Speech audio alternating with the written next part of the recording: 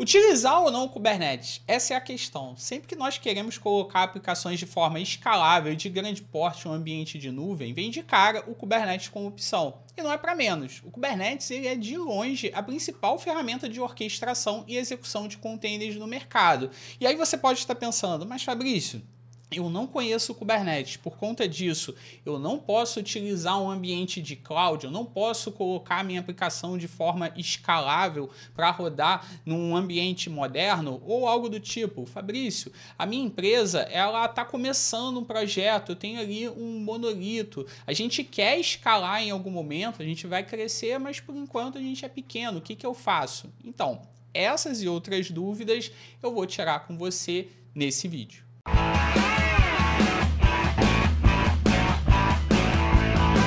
Fala aí, beleza? Seja bem-vindo, seja bem-vinda a mais esse vídeo aqui no canal. Eu sou Fabrício Veronese e eu tô aqui para ajudar você a desenvolver aplicações de grande porte escaláveis utilizando as principais práticas de cloud e de DevOps. Então, se você não é inscrito aqui no canal, se você não é inscrita, se inscreve, aciona o sininho para você não perder nenhum conteúdo, porque toda semana tem vídeo como esse aqui no canal. E não deixa também de dar um like no vídeo para o YouTube entender que esse vídeo é de qualidade, vale a pena ser distribuído, compartilha nas suas redes sociais para você ajudar o canal a crescer, além de mostrar também para toda a sua rede que você está se dedicando, que você está se aprimorando mais em cloud e de DevOps. E se você quiser a minha ajuda nessa jornada, o meu acompanhamento nessa jornada para você ser capaz de criar aplicações com cloud e DevOps, aqui embaixo na descrição do vídeo tem um formulário para você preencher. A gente vai entrar em contato com você para falar sobre a formação DevOps Pro, que é o meu treinamento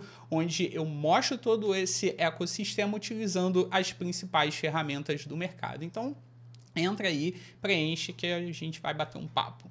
Bom, vamos lá. Primeira coisa que a gente tem que alinhar aqui e que é importante sempre que você está estudando ali uma nova ferramenta, quer adotar uma nova ferramenta, é entender qual é o principal papel do Kubernetes, qual é o papel da ferramenta que você quer utilizar. O Kubernetes, ele é um orquestrador de containers. Eu utilizo ele para gerenciar o meu ambiente de containers. Container é a tecnologia que permite você executar processos de forma isolada. Então, na verdade, eu estou executando processos dentro de containers e gerenciando eles com o Kubernetes. E aí o Kubernetes ele vai me dar a capacidade de escalar horizontalmente esses meus processos, essas minhas aplicações, que vai criar várias réplicas, caso eu precise. Ele faz balanceamento de carga, gerenciamento de configurações, porque eu vou ter ali um ferramental mais fácil para configurar todas as minhas aplicações rodando dentro do meu cluster Kubernetes. Então, com isso, eu tenho todos os meus componentes, todas as minhas aplicações e também soluções que eu posso utilizar como ferramenta para coleta de métrica, ferramenta de API Gateway, enfim, todos os meus componentes da arquitetura podem ser executados e gerenciados em um único lugar, que vai ser o Kubernetes. Então, como eu já disse antes, o Kubernetes ele é baseado em containers. Então, se você quer dar o seu primeiro passo e começar a utilizar o Kubernetes, se você está pensando em utilizar o Kubernetes em qualquer tipo de local, primeiro você precisa aprender a trabalhar corretamente com containers. Isso aqui é requisito básico. Então, antes de você pensar em aprender Kubernetes, você utilizar Kubernetes no ambiente produtivo, você precisa aprender Docker, você precisa aprender os conceitos de container, isso é fundamental. Tanto que na formação DevOps Pro, no meu treinamento, nós temos lá um módulo dedicado de Docker e 2 de Kubernetes, para você sacar que a complexidade para você começar é realmente grande, mas é importante porque hoje realmente o mercado utiliza bastante o Kubernetes e também o Docker. E um ponto muito importante também aqui é o seguinte, tem algumas lendas em relação ao uso de containers, ao uso de Docker, nem estou falando aqui de Kubernetes. Primeira coisa é que ouve-se falar muito que o Docker não serve para executar monolito. Balela. Você pode utilizar Docker para executar monolito. Eu já utilizei bastante em alguns projetos aplicações baseadas em monolito e utilizando o Docker como ambiente de execução, executando ele em containers. E a gente vai ver isso aqui depois, algumas opções que a gente pode fazer. E você pode utilizar o Docker também, mesmo sem utilizar o Kubernetes. Tem diversos ambientes de nuvem que a gente vai ver aqui também, que você pode dar os seus primeiros passos desenvolvendo aplicações com containers, utilizando o Docker e colocar em um ambiente produtivo sem saber ainda o Kubernetes. E o Docker, o container, ele facilita muito o desenvolvimento de aplicações, que você consegue desenvolver a sua aplicação toda em containers, utilizando o Docker, e isso facilita na hora de você desenvolver ali, montar o seu ambiente, banco de dados, mensageria, todo o ferramental que você vai precisar para desenvolver, você pode utilizar no Docker e o setup fica muito mais fácil. Você para de ter aquela necessidade de instalar ali várias dependências na sua máquina e tal. Não, você pode baixar o código, executar um comando e a sua aplicação vai estar rodando e você consegue desenvolver facilmente. Além disso, containers, Docker facilita também a migração entre ambientes. A gente vai ver que tem diversos serviços hoje de cloud provider que utilizam containers para executar aplicações. Sem o Kubernetes, você não precisa ali do Kubernetes. Depois que você conhece ali mais sobre o Kubernetes, você pode até utilizar. Então, se eu posso dizer aqui algo nesse vídeo que é um requisito básico, é você realmente trabalhar com containers. Dá para a gente colocar a aplicação para rodar direto no código, sem utilizar containers, sem utilizar Docker, mas recomendo fortemente que você primeiro aprenda o Docker. Fechado? Então vamos lá. Para a gente bater esse papo aqui, para falar mais sobre o gerenciamento de aplicações em um ambiente de nuvem, eu peguei aqui na internet, peguei aqui, na verdade, na documentação da Microsoft em relação ao Azure, um fluxo, um workflow de decisão aqui para você implementar aqui quais tecnologias de nuvem você pode utilizar na hora de rodar a sua aplicação no ambiente Azure. Então, eu vou tomar como base esse fluxo aqui de decisão e depois a gente vai falar um pouquinho sobre os outros cloud providers. Calma, eu não vou focar aqui só no Azure, mas como eu vi essa documentação, achei interessante, eu acho legal utilizar ela como base. O link da documentação vai estar aí embaixo no vídeo, então depois baixa aí, leia, independente se você utiliza Azure, se você utiliza AWS, se você utiliza o Google, beleza? Bom, eu coloquei aqui e vamos começar aqui do começo, vamos iniciar aqui esse fluxo de decisão. Você percebe que tanto o Azure quanto diversos outros cloud providers, AWS, Google, eles têm ali serviços de execução de aplicações que não necessariamente é o Kubernetes. Você vai poder executar em diversos serviços diferentes, mas é difícil você tomar essa decisão, você decidir em qual serviço eu vou rodar a minha aplicação. Então isso aqui vai ajudar bastante, a gente depois vai fazer um depara. Bom, começando aqui, primeiro passo, né? É importante você entender se a sua aplicação é uma aplicação que você está migrando, né? Se você está migrando ali a sua aplicação para um ambiente de nuvem ou se você está desenvolvendo algo novo, né? Porque quando a gente está desenvolvendo algo novo, beleza, a gente já modela aquela arquitetura ideal, tudo funcionando com as tecnologias mais modernas e tal. Então, assim, o processo de escolha da tecnologia fica muito mais fácil. Quando é algo que já está desenvolvido e a gente tem que migrar, aí dá mais trabalho, principalmente quando a gente fala em aplicações muito antigas e aqueles legados bem antigos. Então, isso acaba que ajuda um pouquinho quando a gente está desenvolvendo algo novo. Mas vamos rapidinho aqui, caso eu esteja migrando, né, esteja migrando aqui a aplicação, e aí ele pergunta, cara, essa aplicação já está otimizada para cloud? É praticamente se eu estivesse desenvolvendo algo novo, né? Já está utilizando ali arquiteturas modernas. Se tiver, a gente volta aqui para o fluxo. Mas se não, né, ele pergunta aqui se eu vou fazer a migração lift and shift. Lift and shift são uma das estratégias de migração para a nuvem, do ambiente tradicional para a nuvem. Se você quiser um vídeo falando só sobre migração de data center, do ambiente tradicional para um ambiente de nuvem, comenta aí embaixo que eu faço um vídeo falando sobre as principais estratégias, tá? Feedback aí é importante porque eu estou sempre vendo aqui os comentários e eu monto os conteúdos baseados no feedback de vocês. Então, se vocês quiserem, é só colocar aí que eu monto, beleza? Então, aqui ele vai perguntar se eu vou utilizar o lift and shift.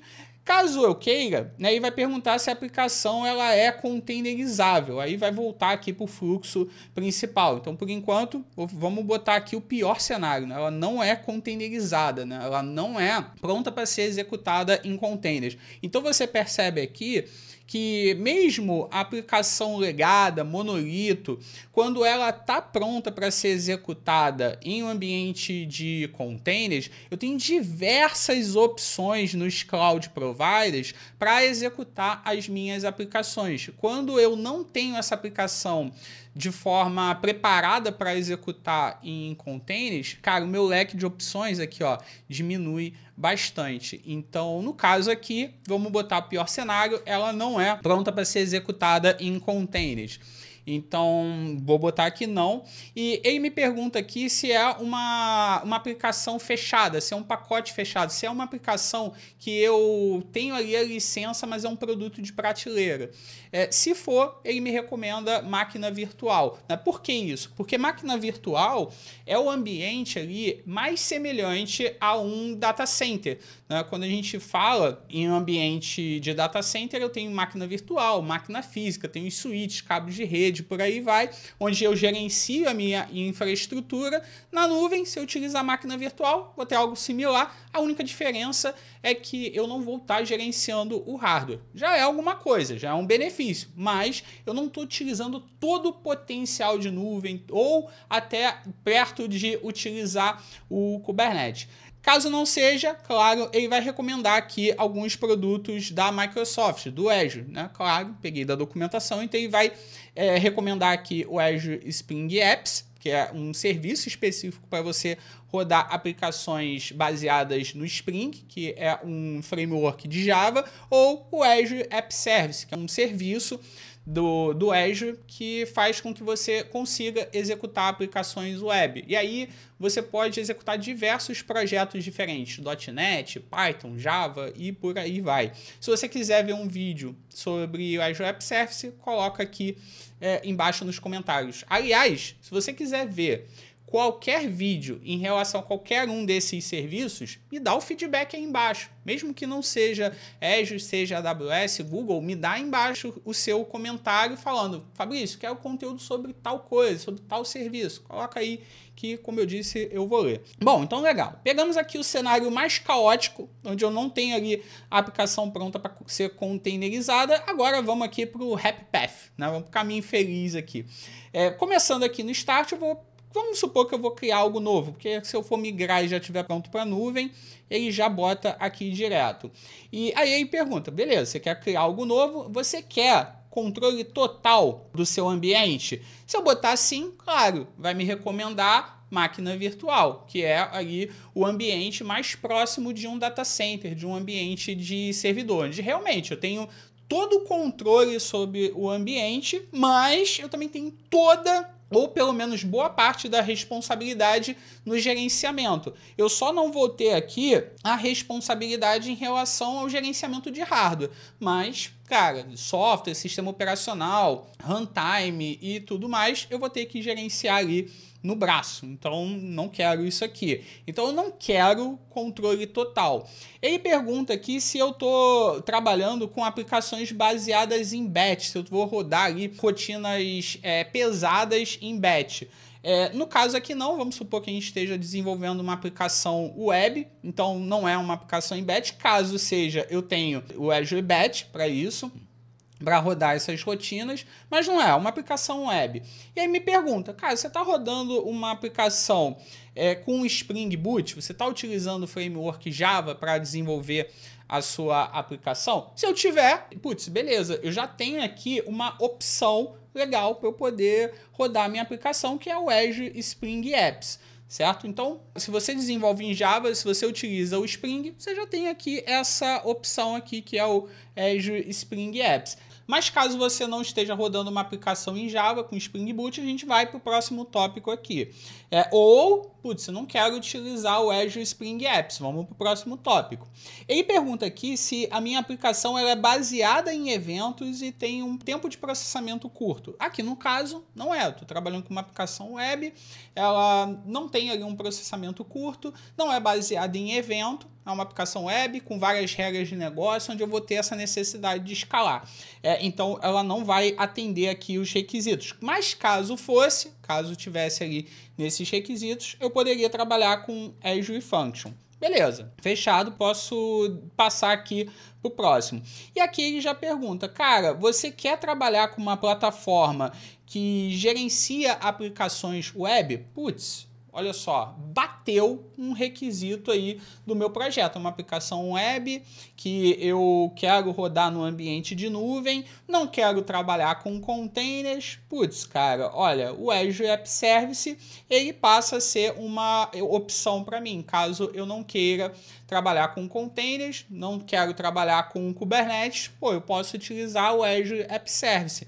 De novo, deixa eu até voltar aqui, de novo, eu estou falando aqui Azure App Service, mas calma, a gente vai falar também aqui sobre os outros cloud providers, mas você já percebeu que tem serviços que você pode utilizar para executar as suas aplicações até sem containers no ambiente de cloud de forma escalável e que vai dar conta ali dos requisitos da sua aplicação.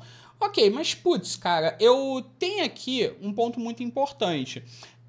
Quando eu trabalho com uma aplicação que não utiliza containers, como eu disse antes, eu tenho também problemas em relação à portabilidade. Eu vou ter ali uma dificuldade na hora de desenvolvimento, né?